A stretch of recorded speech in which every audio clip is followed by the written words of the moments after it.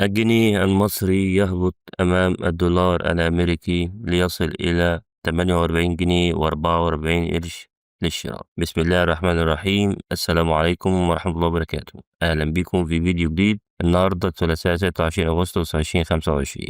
هنعرف مع بعض آخر تحديث سعر الدولار قدام الجنيه المصري في أهم البنوك المصرية. أسعار الدولار النهاردة في البنك المركزي المصري سجل الدولار 48 جنيه و44 قرش للشراء، 48 جنيه و57 قرش للبيع. في البنك الأهلي المصري 48 جنيه و45 قرش للشراء، بيع 48 جنيه و55 قرش. أما في بنك مصر سجل الدولار 48 جنيه و45 قرش للشراء، 48 جنيه و55 قرش للبيع.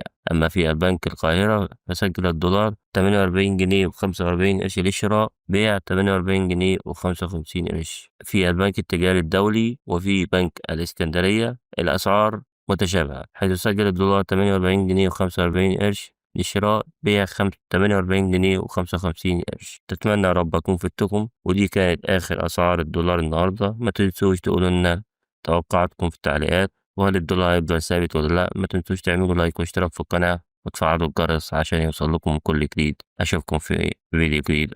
ألقاكم في أمان الله. السلام عليكم.